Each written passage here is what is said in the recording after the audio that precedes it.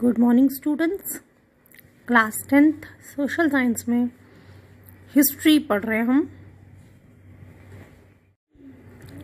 History में chapter number 1 which is the rise of nationalism in Europe start किया था हमने। अब हम स्टार्ट करेंगे topic the making of Germany and Italy. Topic का सब टॉपिक स्टार्ट करते हैं हम। First sub topic is Germany, can the army be architect of a nation. After 1848 nationalism in Europe moved away from its association with democracy and revolution. Nationalist sentiments were often mobilized by conservatives for promoting state power and achieving political dominance over Europe. 1848 के बाद में पूरे Europe में democracy और revolution एक साथ में आगे बढ़ने लगा।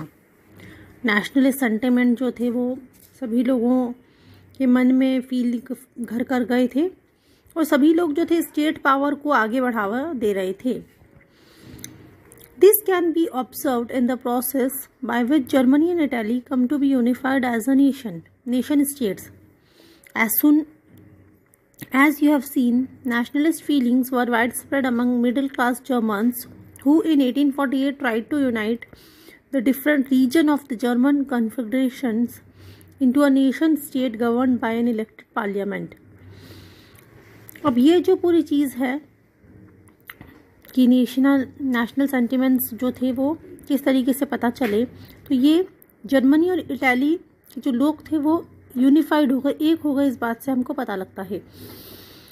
नेशनलिस्ट फीलिंग जो थी वो 1848 के आसपास मिडिल क्लास जर्मन्स में ज़्यादा नज़र आ रही थी, जो कि एक इलेक्टेड पार्लियामेंट की तरह वर्क कर रहे थे।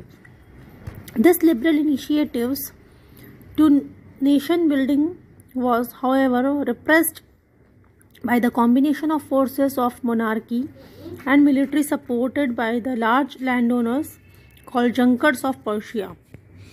अब ये जो पूरा इनिशिएटिव था ये कंबाइनली वर्क कर रहा था मोनार्की और मिलिट्री के द्वारा, और इसको सपोर्ट मिल रहा था लार्ज लैंड ओनर्स से।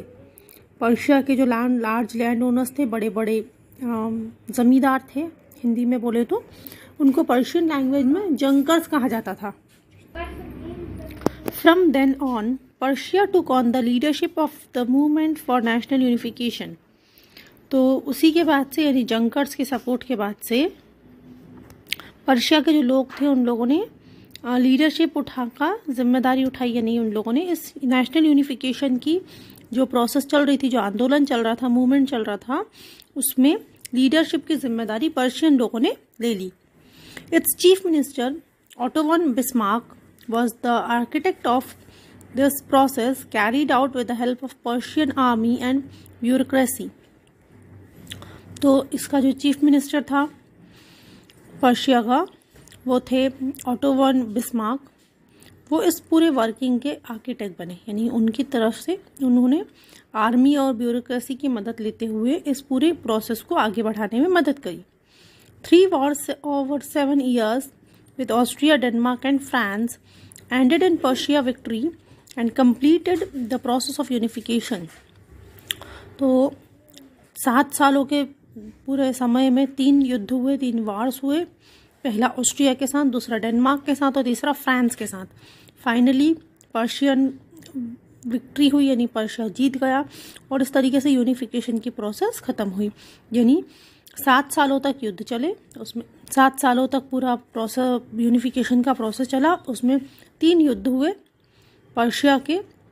फाइनली तीनों वॉर्स में पर्शिया जीता और उस तरीके से यूनिफिकेशन की जो प्रोसेस थी वो पूर्ण हुई, ख़त्म हुई। इन January 1871 the Persian king William I was proclaimed German emperor in a ceremony held at Versailles. 1871 जनवरी में पर्शिया के जो किंग थे विलियम फर्स्ट, उनको जर्मनी का एम्परर घोषित किया गया एक सेरेमनी में, जो कि वर्सेलिस में हुई थी। तो स्टूडेंट्स, इस टॉपिक में 1 मार्क क्वेश्चन कई बार आया है about auto von Bismarck. 1 mark question कई बार आया है अबाउट पर्शियन किंग। तो यहाँ पर ये टॉपिक में ये चीज़ें इम्पोर्टेंट हैं। नेक्स्ट पैराग्राफ पढ़ते हैं। On the bitterly cold morning of 18 January 1871, an assembly comprising of princes of German states, representatives of the army, important Prussian ministers including the chief minister Otto von Bismarck, gathered in the unheated hall of mirrors and palace of Versailles to proclaim the new German empire headed by Kaisar William I of Prussia. अब एक बहुत ठंड चल रही थी जनवरी में, तो एक बहुत ठंडी सुबह में 18 जनवरी 1871 के दिन जर्मन स्टेट्स के जो प्रिंसेस थे उन्होंने एक असेंबली कंडक्ट करी, जिसमें कौन कौन थे, तो उसमें थे आर्मी और पर्शिया के इम्पोर्टेंट मिनिस्टर्स, जिसमें कि chief minister auto von Bismarck भी थे। सभी लोग मिलकर एक जगह पर इकट्ठे हुए और उन सभी को की जो सभा थी उन सभी के हेड थे केसार विलियम फर्स्ट, पर्शिया के जो एम्परर थे वो। The nation building process in Germany had demonstrated the dominance of Persian state power. Persia की जो स्टेट पावर थी, पर्शिया के जो स्टेट पावर थी उसको डेमोन्स्ट्रेट करने के लिए जर्मनी की स्टेट प्रोसेस बिल्डिंग प्रोसेस बनाई गई।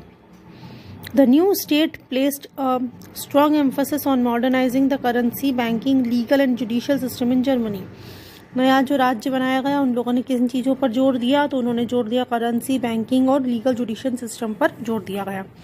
Persian measures and practices often became a model for the rest of the Germany. तो पर्शिया का जो वर्किंग चला वो बाकी देशों के लिए एक मॉडल का काम कर रहा था। तो स्टूडेंट्स, इस तरीके से हमने पढ़ा topic Germany can army with the architect of a nation.